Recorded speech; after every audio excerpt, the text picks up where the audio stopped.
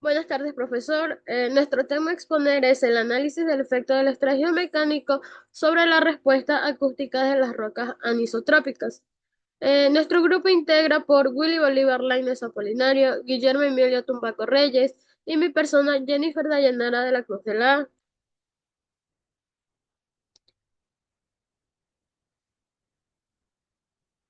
Como una introducción tenemos el registro sónico, que es un componente esencial de la evaluación de la formación.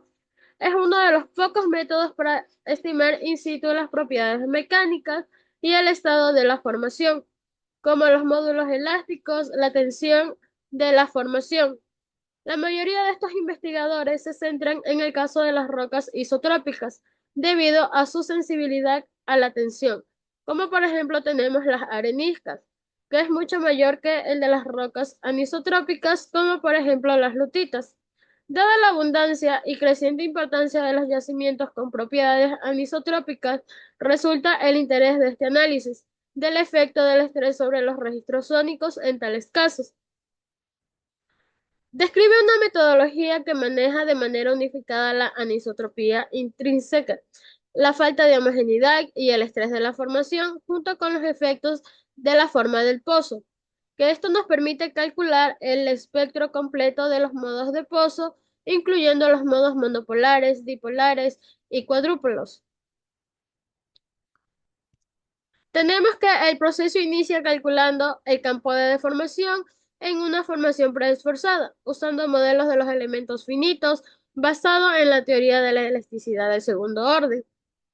Como primer paso tenemos que una metodología es calcular el campo de la deformación en la formación preesforzada utilizando un modelo de los elementos finitos 3D aplicando la teoría de la elasticidad de segundo orden en un pozo desviado en una formación BTI bajo su tensión triaxial. Surgen componentes de tensión tangencial en el sistema de coordenadas del pozo debido a estas condiciones de contorno en el campo lejano.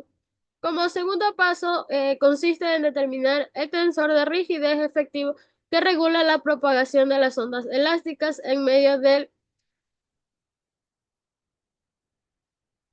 un medio preesforzado. Aunque estos datos sobre las rocas anisotrópicas son limitados, demostraron que la teoría de la elasticidad no lineal de tercer orden puede describir con precisión la elasticidad en formaciones anisotrópicas y este enfoque se utiliza para calcular el tensor de rigidez efectivo a partir del tensor de la formación y el campo de deformación. El tercer paso es calcular las curvas de dispersión de los modos de sondeo en el marco del enfoque. SAFE. La idea es resolver el problema espectral numéricamente. En una formulación variacional, el enunciado de este problema analítico se discretiza utilizando el enfoque de los elementos finitos y da como resultado el conjunto de los problemas de los valores propios generalizados.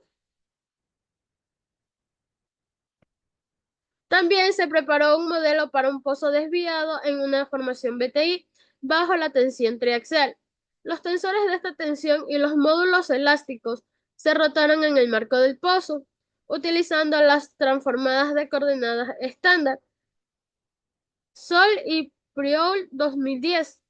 Esto generó componentes de tensión tangencial en condiciones del campo lejano. El flujo de trabajo se implementó un software de elementos finitos utilizando un modelo cúbico de 4 metros y de longitud con un pozo con radio de 0,1.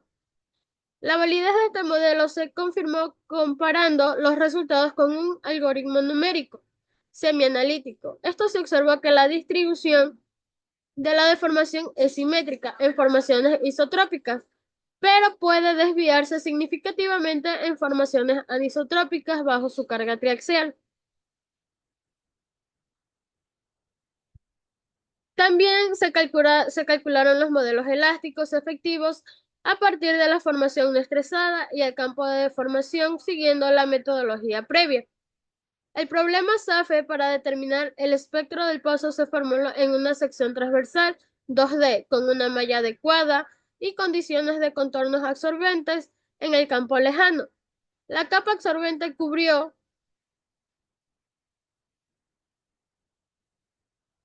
de una a tres longitudes de onda. Los modos de ondas concentrados cerca del pozo se identificaron a partir de las funciones propias. Se mostraron ejemplos en modos físicos, como el modo de Stoney y modo de flexión, junto con modos espurios, observando que la anisotropía y la tensión se pueden modificar notablemente en sus formas.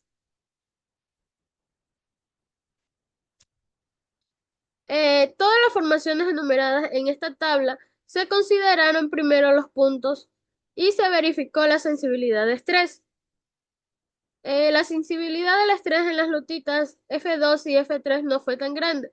Sin embargo, cuando se aplicó este estrés en las formaciones F1 y F4 resultó una división de la curva de dispersión hasta 10 microsegundos sobre pie. Y aún esto significa que la anisotropía introducida por tensión medible se puede encontrar no solo en las areniscas.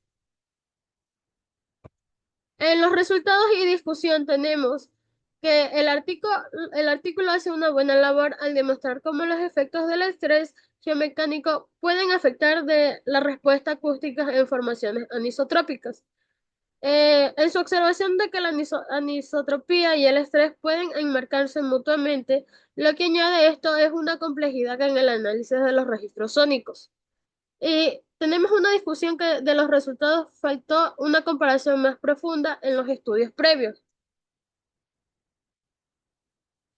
En las limitaciones y las futuras investigaciones, tenemos que el artículo reconoce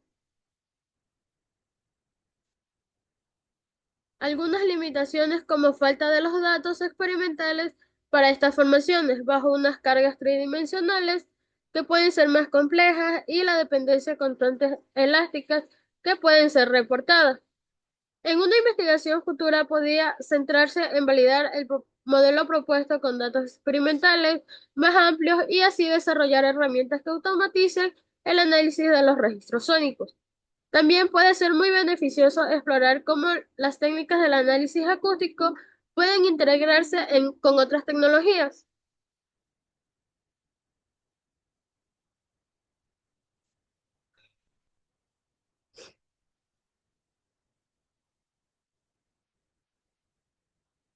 Como conclusiones, podemos decir que este artículo del análisis del efecto del estrés geomecánico en las rocas acústicas anisotrópicas puede ser un trabajo riguroso a que aporta el conocimiento en el campo de la geomecánica y la interpretación de los registros acústicos. Este trabajo contribuye de una manera significativa en el campo de la geomecánica y la interpretación de registros acústicos. Pero esto necesita estudios de la validación y un enfoque más ampliado para generar una mayor un mayor impacto en la práctica industrial. Muchas gracias, profesor. Esta ha sido nuestra exposición.